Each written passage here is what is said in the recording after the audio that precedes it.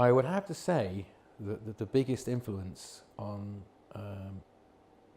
my work was this place, the studio, because what I always wanted as a kid, I always wanted to be like a scientist, and I was always blowing things up and making smells and making mud pies and you know, just doing what kids love doing. And I always got a chemistry set for Christmas, which usually lasted about 3 or 4 days.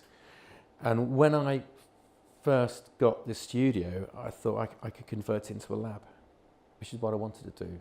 So I started collecting artifacts that were sort of chemical and scientific and alchemical, because I've always been interested in alchemy.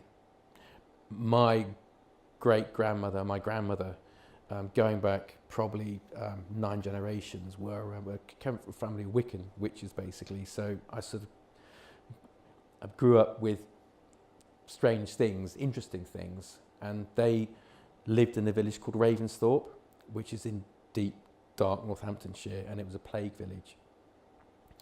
And no TV set, hardly electricity, no running water, but really, really interesting people. And I spent a lot of time with them, and they would always tell me stories. Grew up basically in the middle of nowhere, and that's really affected me.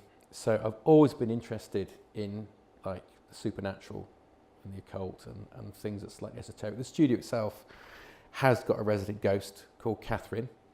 I first encountered Catherine about, I suppose about 8 years ago, when I was doing some large drawings of birds, ravens, and I had to basically block the window up to do these drawings. And within about an hour of blocking the window up, I was pelted with bits of paper and wood and things like that, and I was actually working over there. This went on for about an hour and it stopped. And over a period of weeks, just things would start happening. So I feel like I'm waffling on here actually, but it's sort of all affected the work.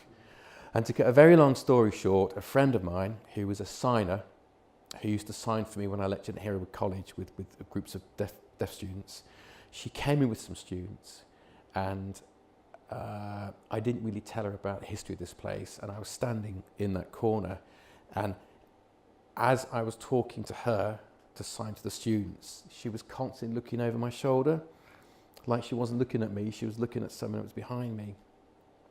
And as we left the building, she said, Adie, she says, I don't want to freak you out, but I saw Catherine. And she's unhappy. She's unhappy that you blocked a window up. And I said, okay, what do I do? She said, we could take it down. So took the boards down, and literally within minutes, the atmosphere changed completely. So she still makes a presence felt every now and again. She'll move things around.